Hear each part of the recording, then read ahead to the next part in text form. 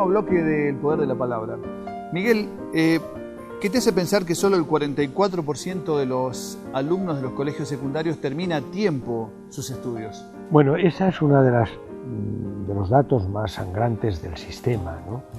Y entonces hay que afrontarlo, y hay que afrontarlo con responsabilidad, con valentía, con rigor, porque qué duda cabe que no es solo responsabilidad de los que se van. Algo no hacemos bien en la escuela, algo no les damos de los que esperan, algo no encuentran de lo que podrían encontrar y se nos van, porque se aburren, porque no da respuesta a sus necesidades, porque encuentran otras llamadas que tienen más poder sobre ellos. Y yo decía antes que los alumnos no solo tienen derecho a estar en las escuelas, sino a tener éxito cuando están en las escuelas. Y a mí me parece que eso desvela que hay cosas que no estamos haciendo adecuadamente. Yo les decía esta tarde, un poco de broma, un poco en serio, que algunas veces es porque el currículum no responde a las necesidades. Y una segunda causa muy importante, porque no participan activamente como protagonistas en esos procesos en los que deberían ser ellos los que definen qué es lo que van a estudiar, cómo se va a estudiar, cómo se va a gobernar esa institución. No tienen nada que decir en las instituciones más que callarse, escuchar, leer, estudiar y repetir. Pero ¿qué protagonismo tienen? Bueno, le decía yo el otro día a un director, era una charla en Jaén, en una escuela, decía, ¿cómo van a amar la escuela? Si en algunas escuelas no hay papel higiénico en los baños para los alumnos, y hay baños para profesores con papel, toalla, jabón y una llave para que no entren. Digo, ¿hay una casa en la que los padres puedan decir baños para los papás con papel, toalla y jabón y llave? Y los hijos, no. Es que les llevaríamos a un tribunal. Estos son unos sádicos, unos desalmados, unos egoístas. Pero ¿por qué en la escuela sí? Y al final me sorprendí mucho y me quedé un poco, porque dijo el director, yo le agradezco mucho su conferencia, doctor, y vamos a poner papel higiénico en los baños de la escuela. La llave. Porque yo le decía, la excusa que damos algunas veces los profesores es que los meten en los váteres, los atascan, y digo, pero si no hay rollos, ¿cómo van a aprender a no meterlos? Es que no es imposible. Tiene que haber libertad para que aprendan responsabilidad, y no puede ser que primero sean responsables para que puedan ser libres. Entonces, algo falla en las escuelas. Uno, el currículum, que no es el adecuado. Otro, la participación de los alumnos, que tiene que ser mucho más determinante. Y yo creo que hay otra cosa, que es la capacidad de seducción del profesorado, la capacidad metodológica, la capacidad de cercanía emocional, porque nos tienen que importar, nos tienen que doler. Esos que se van, nos tienen que doler. Y no decir, bueno, si se van, pues que no se hubieran ido. Nos tienen que doler, porque su fracaso es el nuestro. Y porque su marcha nos interpela a nosotros, que teníamos que tenerlos. Y te comentaba que no lo he terminado, que les decía esta tarde que una adolescente en un aula de secundaria es interpelada por su profesora de biología diciendo, señorita, dígame, ¿cuántas patas tiene un artrópodo? Y la adolescente, suspirando, dice, ay, profesora, ya me gustaría a mí tener los problemas que usted tiene. Ella está en otras preocupaciones. Y lo que se hace en la escuela es contar las patas de un artrópodo. Eso no puede ser. ¿Y acaso tenga que tener la escuela una mayor autonomía, una mayor creatividad para ofrecer a estos jóvenes algunas alternativas? Y hay escuelas que así lo hacen, en las que puedan sentirse ellos protagonistas, que hagan cosas que les sirvan para la vida, que hagan cosas que les apasionen, que les interesen, porque no son tontos, no son desalmados. Miguel, dos temas que aquí en Argentina generan siempre mucha polémica son, uno, la posibilidad de flexibilizar los exámenes o las materias que quedan pendientes para que el chico no abandone la escuela, para que no repita y no abandone, ¿sí? Y el otro tema es la posibilidad de evaluar a docentes.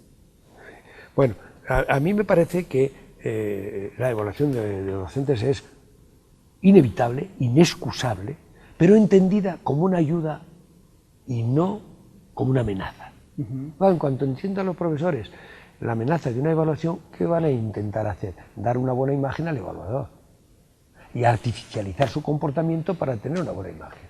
Yo contaba que en Barcelona había habido una evaluación de una escuela y había en una clase un profesor muy vanguardista que cuando entraba en la clase se ponía a leer La Vanguardia, el periódico. Y todos los días que duró la evaluación dejó de ser vanguardista. Pero el día que se fue el evaluador, volvió a serlo. Entonces, se trata de esa evaluación como un proceso de comprensión, de análisis, de valoración de qué es lo que pasa con sus prácticas para comprenderlas y transformarlas, lo cual muchas veces genera unas conclusiones y unas exigencias que no solo van destinadas a él, sino que van hacia arriba.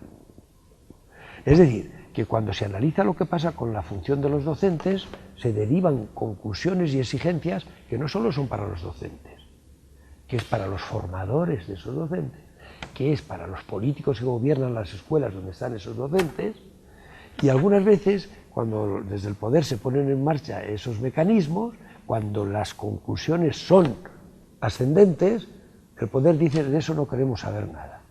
Hacemos una evaluación a los profesores para que mejoren los profesores y las profesoras, no para que mejoremos nosotros. Por eso la evaluación suele ser descendente.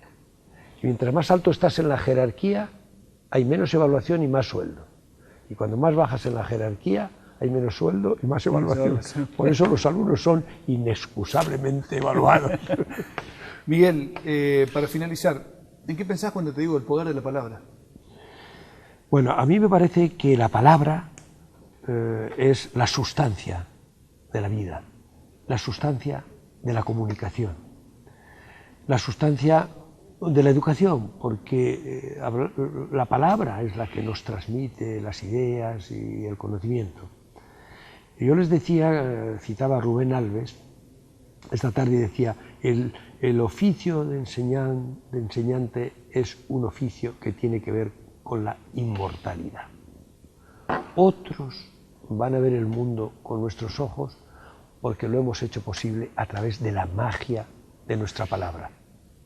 Por eso el profesor nunca muere. Y a mí me parece que amar la palabra, reconocer su capacidad de seducción, de enamoramiento, de explicación, de lógica, es muy importante porque nos va a llevar a amar dos cosas fundamentales: amar la lectura y amar la escritura. Y yo, ves, ahí tengo algunas preocupaciones muy grandes cuando veo que mis alumnos no aman la lectura. Hace poco, y eso a ti te va a interesar como anécdota, en mi facultad el periódico El País hizo una campaña de promoción y colocó 900 ejemplares diarios en la facultad. Y yo veía todas las noches con asombro, con dolor, que sobraban 500. Y le pregunto a la chica que está allí repartiendo: ¿cuántos periódicos trae El País? Y dice: 900. ¿Cuántos sobran? 500. Gratuitos. 6.000 estudiantes de educación y de psicología con sus profesores. Y lo leen gratis. Se lo comento a una profesora. Y me dice: Miguel Ángel, he pensado en transmitirte una anécdota que me ha sucedido y la vas a convertir en un artículo. Así fue. Estaba recogiendo el periódico El País y llegan 2 alumnas de la facultad a pedir un ejemplar. Y la profesora les dice: qué bien que vengáis las alumnas a recoger el periódico. Y ellas dicen: no, es que nosotras tenemos un cachorrito. El periódico no era para alimentar la mente, sino para recoger los experimentos.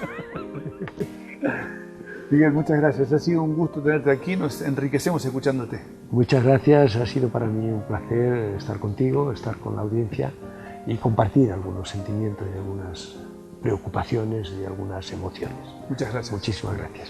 Buenas noches. Muchas gracias.